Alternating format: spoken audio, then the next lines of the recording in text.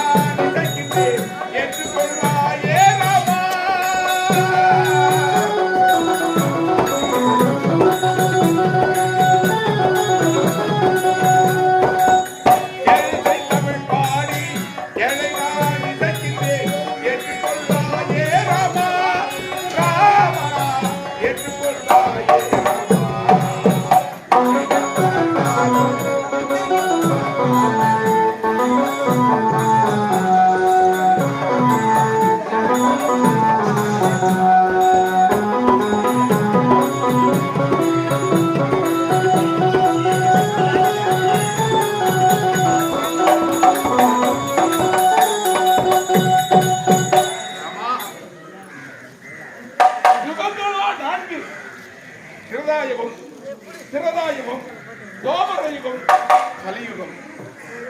நாராயணா கோவிந்தா, திரதாயுகத்திலே ராமனாக அவதாரம் செய்தால் எனக்கு காட்சி தந்தார். ஆனால் அந்த ராம அவதாரத்திலே ஆஞ்சநேயா நீ என்றும் திருச்சியாக இருப்பாய். அடுத்து வரும் தோமர யுகத்திலே நான் கிருஷ்ணனாக அவதாரம் செய்ய போகிறேன். எனக்காக கானகத்திலே காத்திரு. உனக்கு மீண்டும் ராமனாக அவதாரம் செய்து காட்சி தருகிறேன் என்று எனக்கு காட்சி தருகிறேன். இந்த கானகத்திலே அவருக்காக நான் காத்திருப்போம்.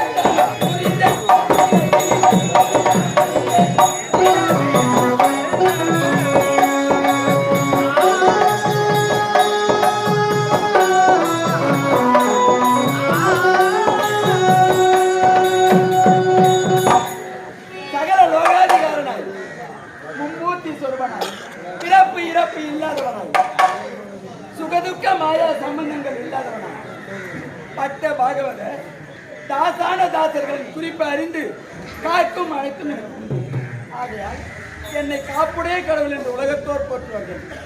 எனக்கு நீலாதேவி, பூமாதேவி, லட்சுமி என்று 3 மனைவிகள் உண்டு. பிரம்மன், மன்மதன் என்று 2 பிள்ளைகளும் உண்டு.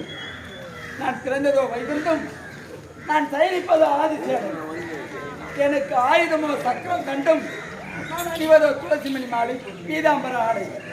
இது அனைத்தும் மேற்கொண்டு இந்த வைகுண்டத்திலே துஷ்டருக்கேற்ற சிஷ்டபரிகாரமாக வாழ்ந்து வருகிறது. வேதங்கள் 4 ரிக், யஜுர், சாமம், அதர்வனம் இவைகளை கொண்டு பிரம்மன் உலகை படைக்கின்றான். அதே போன்று யுகங்கள் 4 திரேதா, கிரேதா, தோபரை, கலியுகம் இவைகளுக்கு ஏற்றாற்போல் தர்மத்தையும் அதர்மத்தையும் படைக்கிறான். அதில் தர்மத்தை காத்து அதர்மத்தை அழிக்க நான் எடுத்த அவதாரங்கள் 10. ஆகையால் என்னை தசாவதாரம் என்று உலகத்தோர் போற்றுவார்கள். நான் உலகத்திலே முதலில் எடுத்த அவதாரம். உலகத்திலே முதலிலே சோமகாசுரன் என்பவன் தோன்றினான். அவன் என்ன செய்தான்? பிரம்மனுடைய கரத்தில் இருந்த 4 வேதங்களையும் களவாடி சென்றிருந்தான். பிரம்மனோ என்னிடம் ஓடி வந்து முறையிட்டான். நானும் வேதங்களை காக்க வேண்டும் என்பதற்காக அந்த சோமகாசூரனோடு சமம் செய்தேன். அந்த சோமகாசூரனும் என்னோடு சமம் செய்ய முடியாமல் ஆழிய சமுத்திரத்திலே ஓடி மறைந்தான். அவனை கொல்ல வேண்டும் என்பதற்காக மச்சம் என்று சொல்லக்கூடிய மீனவர்கள் எடுத்து அந்த நீருக்கு பாய்ந்து அந்த சோமகாசூரனை கொண்டேன். இது என்னுடைய முதல் அவதாரம், மச்ச அவதாரம். என்னுடைய 2வது அவதாரம் தேவர்கள் மற்றவர்கள் ஒன்று கூடி பார்க்கடலை பாண்டமாக்கி பாம்பை கைதாக்கி மந்திரகிரி மலையை மத்தாக்கி பார்க்கடலை கடையை திரித்தார்கள். அப்பொழுது மந்திரகிரி மலையானது ஆடாமல் அசையாமல் நிலையாக நிற்க வேண்டும் என்று சிந்தித்தார்கள். அப்போது நான் என்ன செய்தேன்? தேவர்களுக்கு அமிர்தம் கிடைக்க வேண்டும் என்று கூர்மம் என்று சொல்லக்கூடிய ஆமை ஒரு எடுத்து அந்த நீருக்குள் பாய்ந்து அந்த மந்திரிகிரி மலையை என் முதுகின்கள் தாங்கி ஆடாமல் அசையாமல் தேவர்களுக்கு அமிர்தம் கிடைக்க செய்த அவதாரம் கூர்ம அவதாரம். இது என்னுடைய 2வது அவதாரம். என்னுடைய 3வது அவதாரம் சோனிகாபுரி பட்ட காலத்தில் இரணியாக்கள் அண்ணன் தம்பி வாழ்ந்திருந்தது. அப்பொழுது தேவர்கள் ரகசியம் அசுரர்களுக்கு தெரியவில்லை. ஆனால் அசுரர்கள் ரகசியம் தேவர்களுக்கு தெரியவில்லை. இதை உரைப்பது யார்? இந்த பூமியை தான் இருக்கும் பூமாதேவி. ஆகையால் தம்பி இரணியாக்களை அழித்து அந்த பூமாதேவி அரியனை அடித்து சித்திரவதை செய்து சிகைப்பெட்டி தொழில் அடிக்கும்படி உத்தரவிட்டான் தம்பி இரணியாக்களும் கையில் கதை கொண்டு பூமாதேவியை கட்டினான். பூமாதேவியை என்னிடம் ஓடி வந்து முறையிட்டான். நான் என்ன செய்வேன்? அவனோடு சம செய்தேன். என்னை ஜெயிக்க முடியாத காரணத்தால் பாதாள உலகம் சென்று மறைந்தான். அங்கே அப்பொழுது நரகால் கோட்டை கட்டி அந்த கோட்டைக்குள் மறைந்து விட்டான். நான் என்ன செய்தேன்? நரகம் என்று சொல்லக்கூடிய அந்த நரகல் கோட்டையை கலைத்து அந்த இரணியாக்களை கொண்டு இதனுடைய 3வது அவதாரம். என்னுடைய 4வது அவதாரம் இதே தான் அண்ணன் இரணி. கேவலம் மலம் ஒன்றும் பற்றியா தம்பி மாண்டிவிட்டான். நானும் அரிய பெரிய வளத்தை பெற்று அந்த வைகுண்ட வாசனை அழிக்கிறது என்று பிரம்மனை கோரி கடும் தவம் செய்தான். பிரம்மனை காட்சி கொடுத்தார். பிரம்மனிடத்திலே என்ன வரம் கேட்ட தெரியுமா? நானும் பகையிலும் சாகக்கூடாது, இரவிலும் சாகக்கூடாது, ஆகாயத்திலும் சாகக்கூடாது, பூமியிலும் சாகக்கூடாது, மனிதர்களாலும் சாகக்கூடாது, மிருகங்களாலும் சாகக்கூடாது, எந்தவித ஆயுதத்தாலும் சாகக்கூடாது என்ற வரத்தை கொடுத்தான். அவன் கேட்டபடி என் தந்தையோ வரத்தை கொடுத்தார். வரத்தை வாங்கி ஆணவத்தால் என்னை தேடி என்னோடு சமைக்கு வந்தான். அந்த நேரத்தில் அவன் மனைவி நீலாதேவியோ 5 மாதம் கருவிட்டான். அந்த கருவில அவளை சிசிரித்து நாரதரை அழைத்து ஹரி நமோ நாராயண என்ற நாமத்தை வாழ செய்தேன். நான் உரைத்தபடி நாரதரோ அந்த சிசுவிற்கு ஹரி நமோ நாராயண என்ற நாமத்தை ஓடினான். பிறந்தது குழந்தையாக, வளர்ந்து விட்டான் 5 வயது சிறுவனாக. பிரகலாதன் என்ற பெயரை சூட்டிவிட்டார்கள். அப்பொழுது உலக மக்கள் அனைவரும் இரணியாய நமக என்ற இரணியனே தெய்வமாக பிரித்தார்கள். ஆனால் பிரகலாதனும் என்னையே தெய்வம் என்று பிரித்து வந்தான். இதை கேட்டான் இரணியன். ஆத்திரம் அடைந்தான். பிரகலாதனை பார்த்து எங்கே இருக்கிறான் அந்த ஹரி பரந்தாமன் என்று கேட்டான். அதற்கு பிரகலாதனும் எல்லுக்குள் என்னை போல இருக்கும் எம்பெருமான் என்னிலும் இருப்பான், உன்னிலும் இருப்பான், துரும்பிலும் இருப்பான், இதோ இருக்கும் இந்த தூணிலும் இருப்பான் என்று வைத்தான். கேட்டான் இறைவன். ஆத்திரம் அடைந்தான். ஓங்கி அடித்தான் அருகில் இருந்த தூணை. அது பகலும் அல்ல, இரவும் அல்ல, அந்தி நேரம். அந்த அந்தி நேரத்தில் மனிதனும் இல்லாமல் மிருகமும் இல்லாமல் சிங்க முகத்தோடு நர உடலோடு நரசிங்க அவதாரம் எடுத்து அரண்மனை உள்ளேவும் இல்லாமல் வெளியாகவும் இல்லாமல் அந்த இரணியனை தூக்கி வாயற்படியிலே அமர்ந்து எந்தவித ஆயுதமும் இல்லாமல் என் கைகளை கோடாரி காம்பாடு என் நகங்களை கோடாரியாக வைத்து அவன் மார்பை பிளந்து அவனை கொண்டு என்னுடைய 4வது அவதாரம் நரசிங்க அவதாரம், என்னுடைய 5வது அவதாரம் மகாபலி சக்கரவர்த்தி என்பவன். அவன் யார்? அரக்கேனத்தை சேர்ந்தவன். அவன் என்ன செய்தான்? தானா தர்மத்தை செய்ய புரிந்துவிட்டான். 100 அசுமேத யாகத்தை செய்ய புரிந்துவிட்டான். 100 அசுமேத யாகம் யார் ஒருவர் செய்கிறாரோ அவருக்கே தேவேந்திர பதவி போய்விடுகிறது. இதை கேட்டான் தேவேந்திரன். என்னிடம் ஓடி வந்து முறையிட்டான். நான் என்ன செய்தேன்? அந்த மகாபலியோடு சமஸ்திரம் எப்படி சென்றேன்?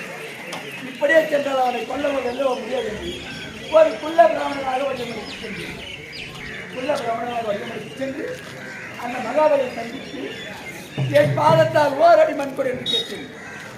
அதற்கு அந்த மகாபலி சக்கரவர்த்தியோ, உன் பாதத்தால் ஓரடி மண் என்ன, உன் பாதத்தால் 3 அடி மண் எடுத்துக் கொள்ளுங்கள், வெள்ளம் தண்ணீர் எனக்கு பாதுகாப்பு கொடுத்தான்.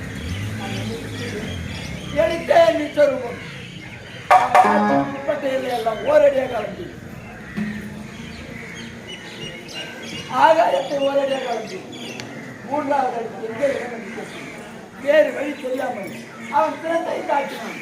அவன் திற மீது என் வலது பாதத்தை வைத்து அவனுக்கு மோட்சத்தை தந்த அவதாரம் பாமன அவதாரம். இது என்னுடைய 5வது அவதாரம்.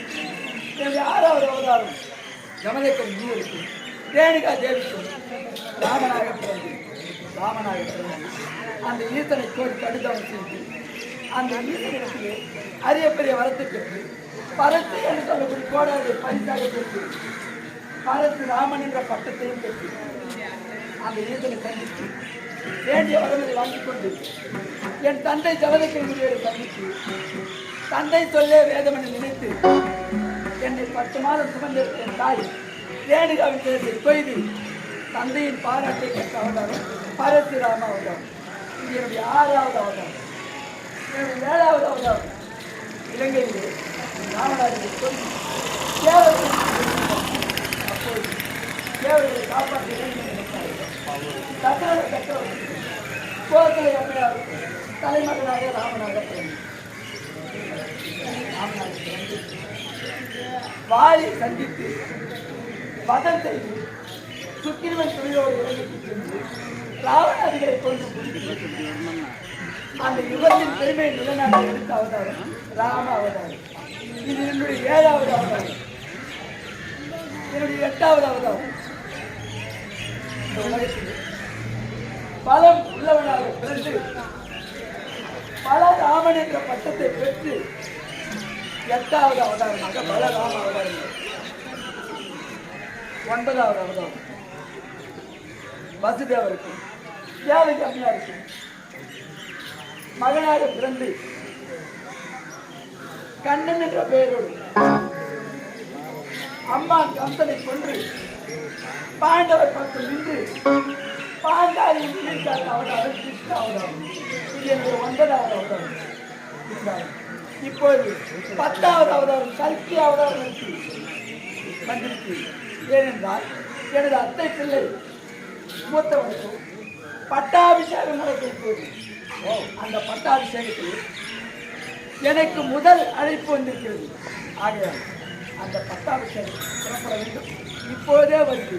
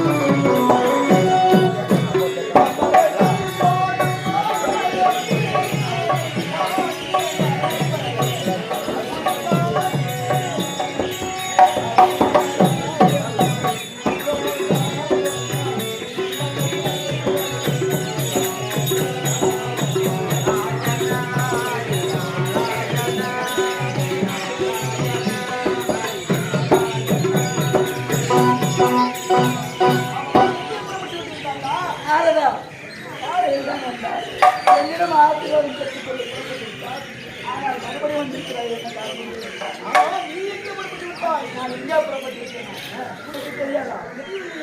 என் மைத்திர தர்மனந்தனுக்கோ பட்டாபிஷேகத்தில் நடத்தப்பட்டிருக்கு. பட்டாபிஷேகம் நடக்காது. ஏன் நடக்காது? பட்டாபிஷேகம் அதாவது அவன் தாயாதி கௌரவ ஆண்டு மறுவிட்டார்கள். அந்த நேரத்தில் பட்டாபிஷேகம் கூட்டினாங்க. நான் வந்து தடுத்தேன். பண்டாரி அனைவரும் மாற்றி வருவிட்டார். வீட்டு தலைவர் நியாயமா சொல்றீங்களா? உருப்பறீங்களா அப்படின்னு கேட்டேன். அதுக்கு நியமம் கேட்டா யாருமே நாங்க என்ன செய்யணும்? அழகாபுரி கோட்டை கோட்டையிலே குபேரன் இருக்கிறது. உண்மைதான். அந்த மருந்தை கொண்டு வந்தால் அவனுக்கு அர்ஜுன் என்ன செய்யுமா? அதோபார் கைலாயம் சென்று சிவபெருமானுக்கு நீ அந்த மருந்தை கொண்டு வந்து மனதிற்கு தெரிவித்தால் அனைவரும் மாற்றவர்களும் நாசமா பண்ணுங்க. வேண்டாம், பார்க்க போற முடிஞ்சதுன்னு நினைச்சேன். ஆனா அதை திரும்ப உருவாக்கிடுவோம் போயிட்டு இதுதானே சொன்ன மகாபாரதத்தில் வரவே கூடாது. ஆமாண்டா, உயிர் பெற்றா மீண்டும் பண்ணா சண்டை. அதனால பாரத முடியாது. அந்த பார்க்காத மனதில் கமனின் நீரை கொண்டு வந்தால் அவர்கள் உயிர் பெற்று விடுவார்கள். மீண்டும் பாரத போர் நடக்கும். மீண்டும் பாரத போர் நடக்கும். சண்டால எதுவுமே இல்லையாட்டா? நீ நினைப்பது நடக்காது. நான் நினைப்பது போல் பட்டாபிஷேகம் நடக்கும்.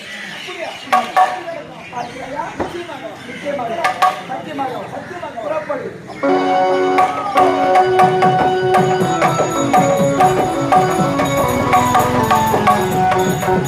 என்ன இது? கமண்டல நீர் பாரஜாத மலரை கொண்டு வந்து இறந்தவர் மீது வைத்தார். அனைவரும் உயிரோடு வந்து விடுவார்கள். பாரத போர் நடக்கக்கூடாது என்றால் இப்பொழுது அவர்களை தடுக்க வேண்டும் என்றால் ஒரு மாய போட்டியாக அவர்களை சந்திக்கிறேன். கதையை முடிக்கிறேன். வருகிறேன்.